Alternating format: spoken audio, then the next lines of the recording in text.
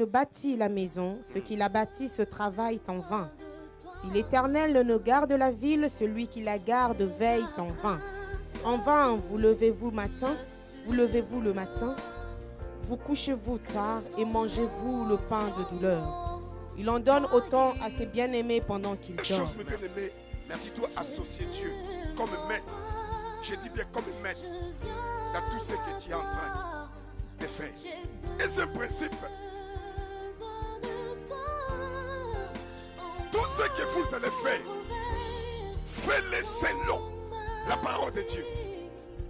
Tout ce que vous allez faire, celui qui veut bâtir et réussir, celui qui veut commencer un projet et réussir. Troisième principe, dans tout ce que tu feras avant de bâtir, ne compte pas sur tes moyens. Vous savez, il y a beaucoup de gens qui comptent sur leurs moyens. Quand ils regardent son compte, aujourd'hui, même, tu peux consulter ton compte sur Internet. 27 000. 30. Oh. Je suis bien. Non, ne compte pas sur tes moyens. Troisième principe, tu dois compter sur la grâce de Dieu. Dis à Dieu, sans toi, je paie. Rien.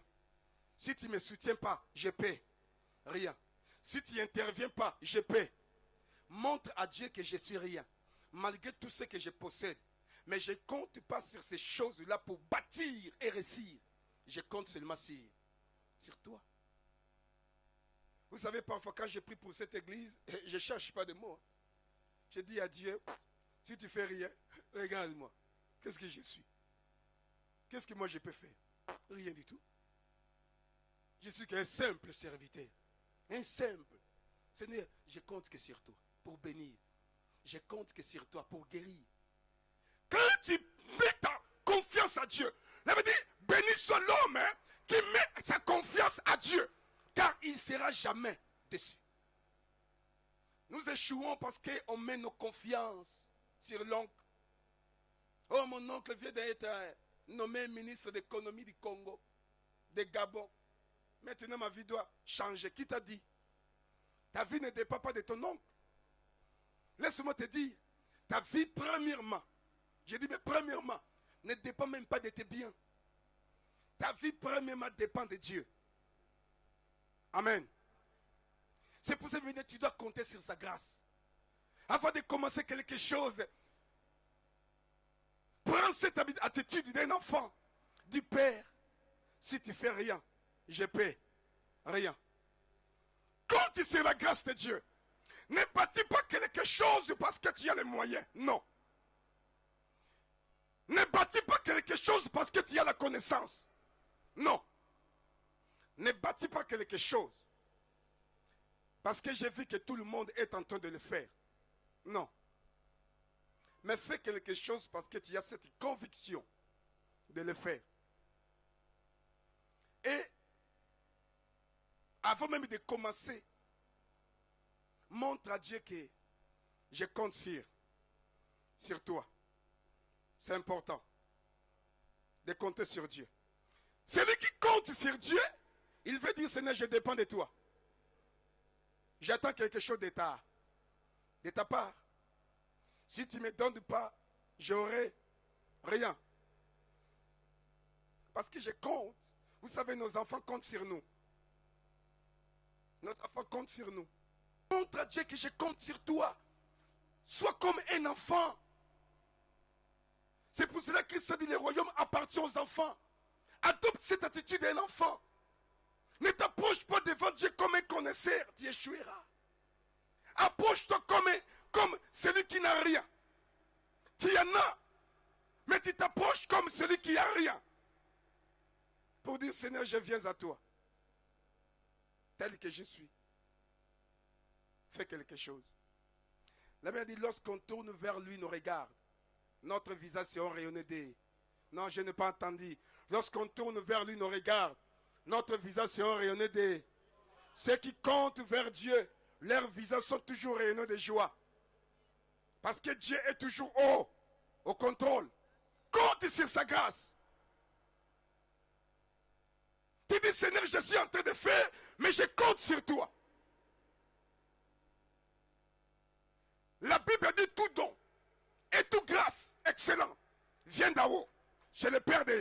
lumière. Maman, compte sur Dieu dans tes projets. Dans ta famille, compte sur Dieu. Même quand tu regardes les choses ne marchent pas, compte sur Dieu. Il avait dit, maudit soit l'homme qui espère dans l'homme, car il sera confondu.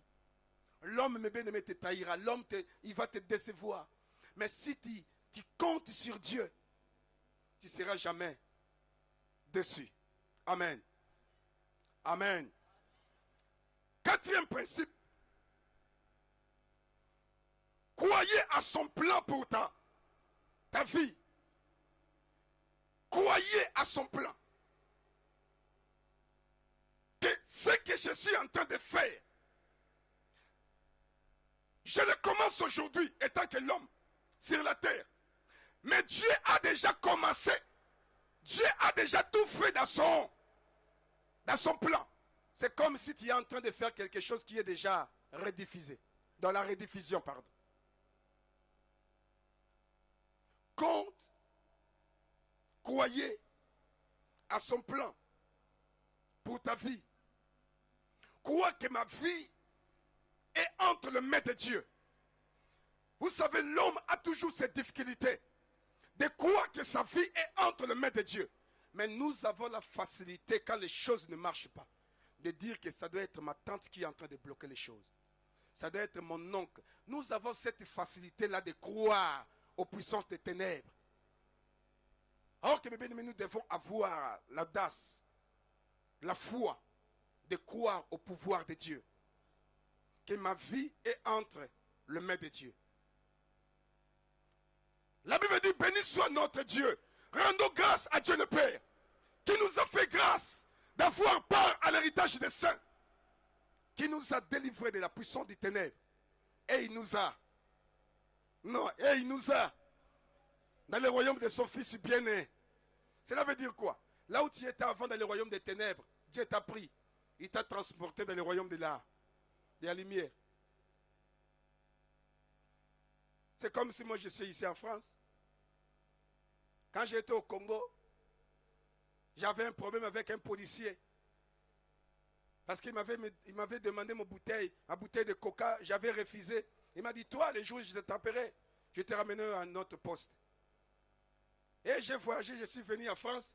Il me croise ici en France. Il m'appelle, toi viens, je te cherchais, je te ramenais à le poste. Mais je dis, quoi? Je sais qu'il n'a plus de pouvoir. C'est depuis la même législation. Tu régnais au Congo, mais ici nous sommes un. Mais c'est comme si toi tu étais là, lié par les démons. Les sorciers étaient là pour t'accabler, pour te détruire. Dieu t'a transporté. Même si on te dit cette personne-là c'est sorcier, où est ton problème? Parce que tu n'es plus là où tu étais. C'est comme l'exemple que je viens de donner. Et toi tu vois le messieurs, tu es en train de courir. Qu'est-ce qu'il y a? Oh, un policier d'attendre me pose. Quel policier? Oh, il y a un policier de Congo. Oh. Vous savez, s'il veut t'arrêter, il va t'arrêter où?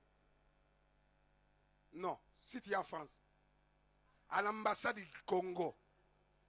Donc, si tu fais l'erreur d'aller à l'ambassade, parce que ce que les gens oublient, quand tu es à l'intérieur de l'ambassade du Congo, tu n'es plus en France. Suivez-moi bien, tu es où? Au Congo. Même les policiers français, pour rentrer à l'intérieur, il a des procédures à respecter. Tu es au Congo, à l'ambassade du Congo. Là-bas, les policiers là du Congo, ils peuvent t'arrêter.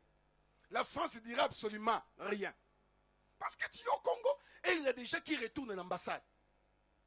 C'est pour ça que les choses ne changent pas. Tu sais quand est-ce qu'ils retournent à l'ambassade? Quand tu commences à faire les choses comme tu faisais avant. La tricherie, avant tu trichais. Tu avais tout abandonné, mais quand tu vois des petites difficultés, tu commences à chercher des mensonges, là tu retournes à l'ambassade. Quand tu retournes à l'ambassade, tous les démons te voient. Il dit, mais cet homme-là, il était déjà délivré.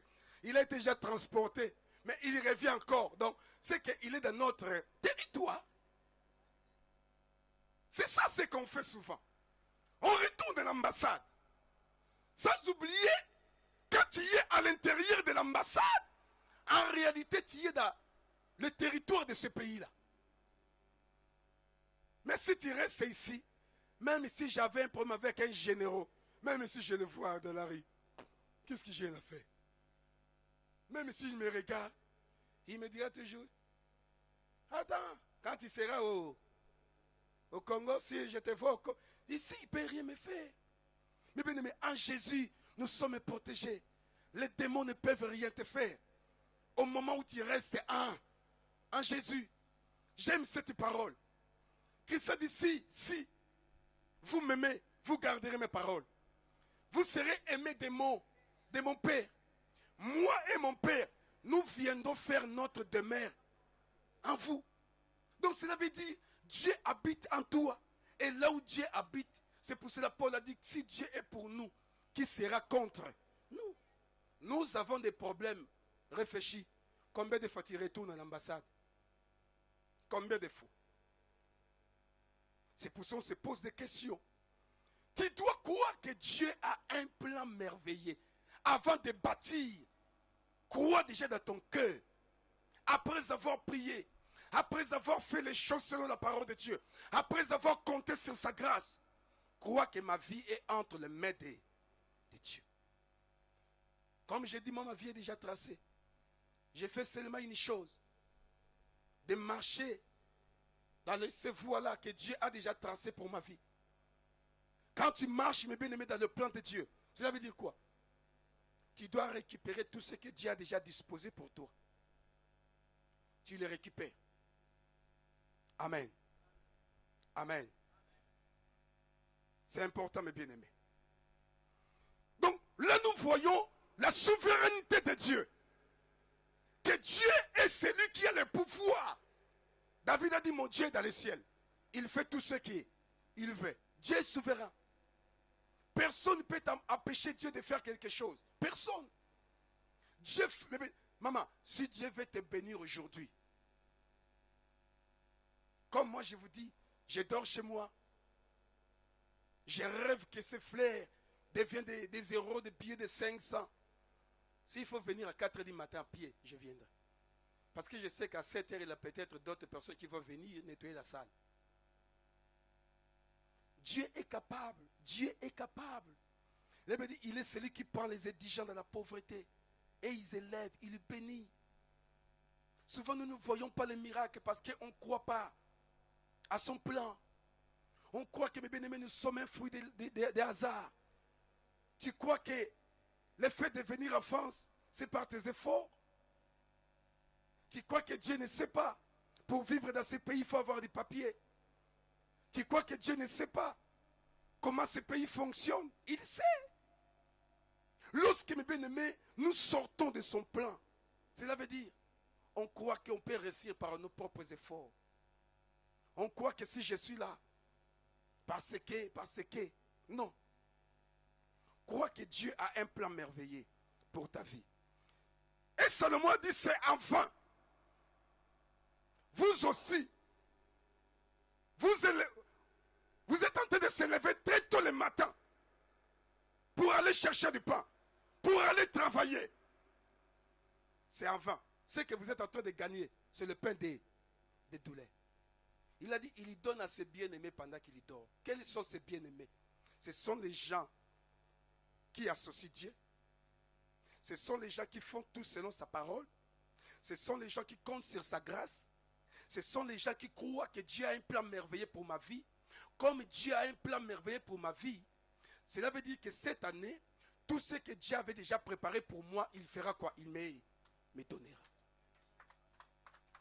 Il donne à ses bien-aimés pendant qu'il dort. Ce sont des gens qui comptent sur Dieu. Des hommes et des femmes qui croient que mon mariage est entre les mains de Dieu. Même quand les choses ne marchent pas. Il ne faut pas avoir ces habitudes-là, dès que les choses ne marchent pas, de dire c'est les démons, c'est les sorciers. C'est comme si tu es en train de retourner où? À l'ambassade.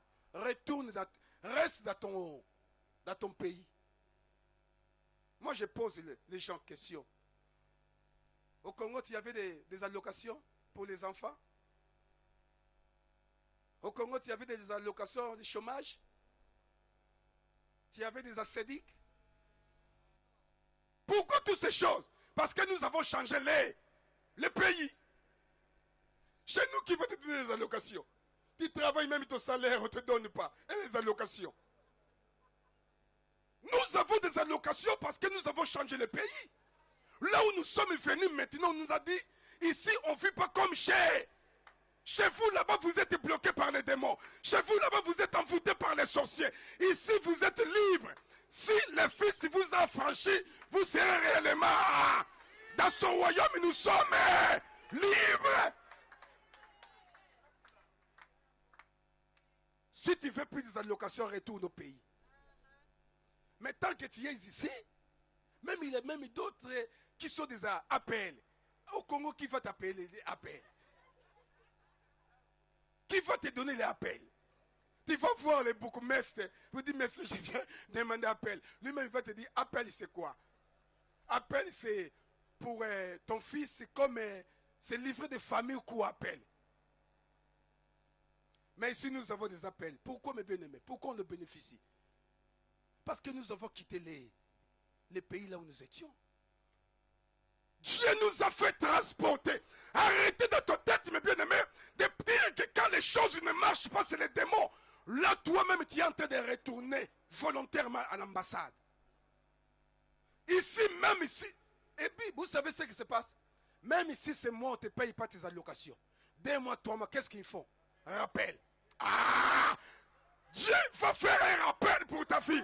Je voulais annoncer à quelqu'un, cette année, c'est l'année des rappels. Ah! Dieu va rappeler au Madacendo. Dis à ton voisin, c'est l'année des rappels. Cette année, c'est l'année. Ah, tu es en train de dire avec beaucoup de doutes. Dis à ton frère, c'est l'année des rappels.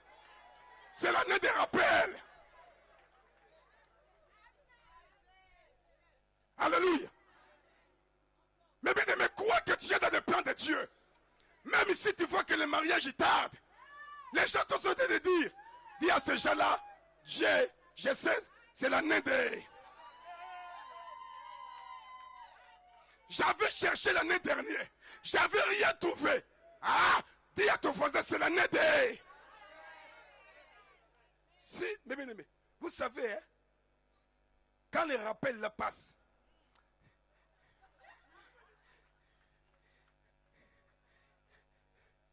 la personne, elle arrive à l'église, elle arrive au commence 9h, l'intercession.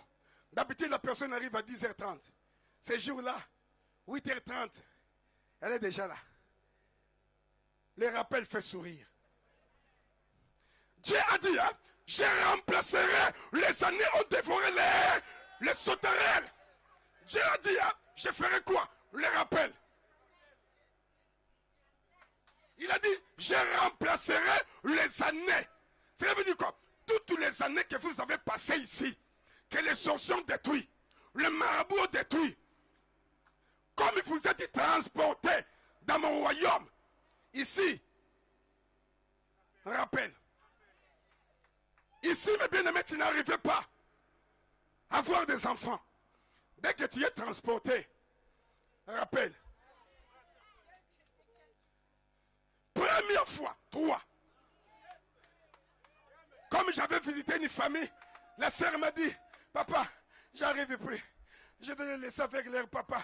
Moi, je dois aller quelque part pour me reposer. Moi, je dis, ma fille, tu vois, quand tu pleurais, tu n'arrivais pas à avoir des enfants. Dieu savait. Maintenant, tu es fatigué. Mais quand les rappels passent, ça va, maman? Et tu cherches 10 euros. Elle n'a pas demandé. Tellement les rappels. Donc tu te poses la question, qu'est-ce que je dois faire avec les rappels? Si tu n'as rien à faire, tu peux les ramener à l'église, comme ça on va monter encore la télé. Papa, quand les rappels passent, c'est comme une femme enceinte. Tu vois toutes les douleurs là d'affrontement. Dès que l'enfant sort, tu oublies toutes les douleurs. Le rappel fera en sorte que tu puisses oublier toutes les galères quand tu étais dans ce monde de ténèbres. Là où ta famille était détruite, ton mariage était menacé, là où rien ne marchait dans ta vie. Je voulais t'annoncer ce matin que tu ne vis plus dans ce royaume. Tu as été déjà transporté dans le royaume de son fils. Crois que dans ce royaume, Dieu a un plan merveilleux pour toi. C'est pour ça, ne pleure pas, ne te pose pas de questions. Mon mariage, là je suis en train d'avancer. Oh, mes papiers, là j'ai... Dans ce royaume, Dieu sait. C'est le Père qui est au contrôle. Amen. Amen. Pour clôturer, nous avons vu, mes bien-aimés, dans ce texte, la souveraineté de Dieu dans trois choses. Première chose, dans la construction d'une maison. Selon Salomon, Psaume, toujours 127, le verset 1er. La souveraineté de Dieu dans la construction d'une maison. Donc si tu veux construire, associe Dieu. Amen. La deuxième chose, la souveraineté de Dieu sur la protection d'une ville. Parce que Salomon a dit, si l'Éternel ne garde pas, vous savez, mes bien-aimés, quand on dort, on ne sait pas ce qui se passe à côté. Parfois, tu ronfles. Mais Dieu veille. Il m'a dit, celui qui garde Israël, il ne sommeille ni né. C'est lui qui te garde. Ta protection appartient à Dieu. Vous savez, il y a des gens qui disent, oh, avant de donner quelque chose à quelqu'un, il faut connaître son état d'âme. Avant de faire quelque chose, il faut connaître son état d'âme. Qui ont pris le bus avant de venir ici? Le bus, les trains. Tu avais demandé l'état d'âme de ce conducteur? Quel est son état d'âme avant de monter dans ce bus? Si c'est un sorcier, qui avant d'acheter quelque chose dans un magasin, il demande à Dieu, Seigneur, montre-moi l'état d'âme de ces vendeuses. Tu montes, c'est le conducteur qui conduit. Hein. Souvent parmi vous, il y a des gens qui prennent des avions. Tu demandes l'état d'âme de ces pilotes. Quand tu montes dans cet avion, qu'est-ce qu'il dit dans ton cœur? Même avant de monter, tu appelles là où tu vas aller. Eh bon, on va atterrir dans 5 heures. Qui t'a dit, qui te rassure que tu vas atterrir? Tu as seulement. Tu demandes même au pilote, excusez-moi, mais tu as vraiment fait une bonne formation? Tu as des diplômes? Tu as l'expérience? On monte avec des aveugles. On monte parce qu'on a confiance. On monte parce qu'on croit que s'il est placé là pour conduire cet avion, c'est qu'il est expérimenté. C'est qu'il est capable de le faire. Mais pourquoi tu ne comptes pas Dieu? Pourquoi Dieu, tu te poses des questions? L'état d'âme des femmes qui travaillent à la crèche, là où tu déposes ta fille, tu connais leur état d'âme? La nourriture que ton fils mange dans la cantine, tu connais les gens qui le préparent. Leur état d'âme, tu le connais? Mais tu es le premier pour fuir quelqu'un parce que tu as entendu soi-disant que c'est un sorcier.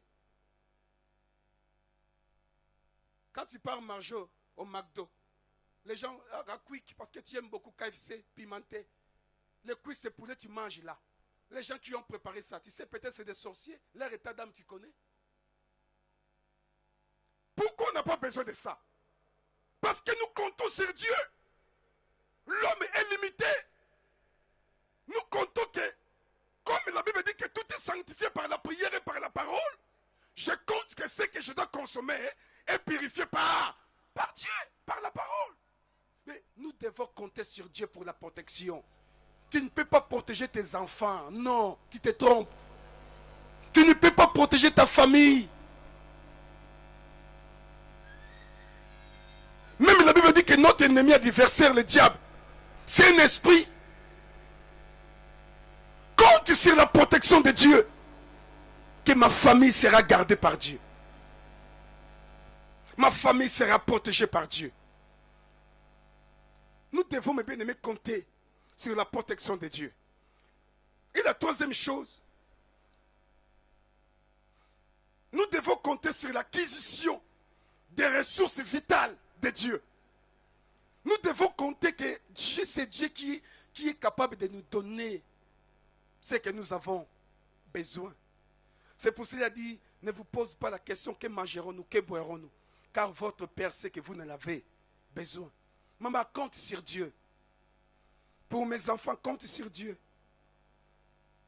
Vous savez, celui qui compte sur Dieu, il dirait dans son cœur, ça peut arriver, même si la mort arrive aujourd'hui dans ma vie, je sais que mes enfants sont contrôlés par Dieu.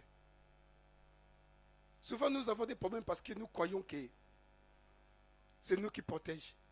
Nous croyons qu'on peut réussir par nos propres efforts. Mais tu dois compter sur la ressource, l'acquisition des ressources vitales qui viennent de Dieu.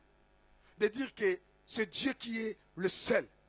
C'est Dieu qui est capable de me donner. Amen. Amen. Donc ça veut dire, mes bien-aimés, celui qui compte à l'acquisition des ressources vitales qui viennent de Dieu, tu serais étonné. Il ne compte pas sur son salaire. Il ne regarde pas son salaire, mais il compte sur Dieu. En disant que Dieu est capable de me bénir. Dieu est capable de le faire. Vous savez, mes bien-aimés, souvent on cherche beaucoup d'argent pour avoir l'apport, pour acheter une parcelle, pour acheter un appartement.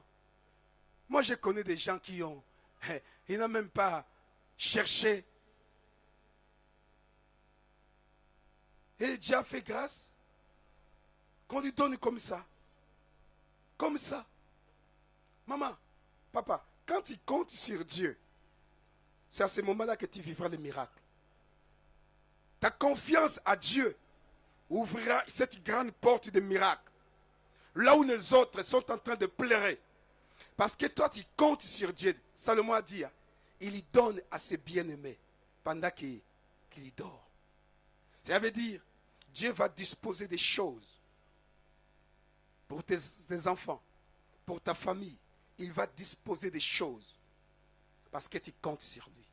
Mais bien-aimé, garde cette ordonnance. Consomme ces médicaments. Tous les jours. Cherchez à le faire.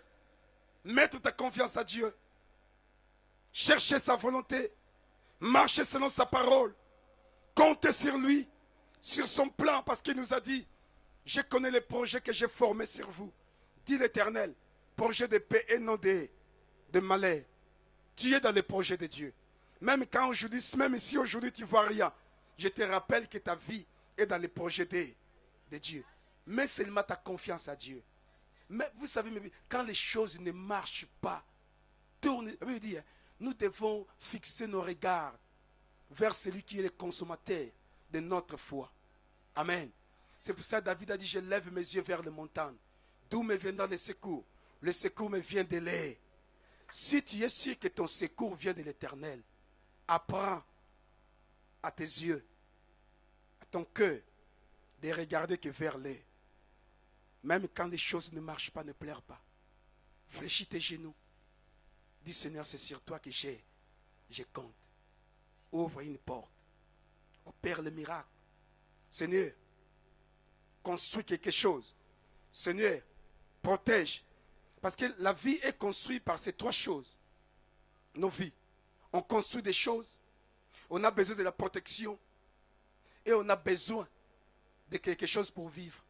Or que ces trois choses qui font vivre l'homme sur la terre et entre les mains de Dieu. Amen. Lèvons-nous, nous allons prier.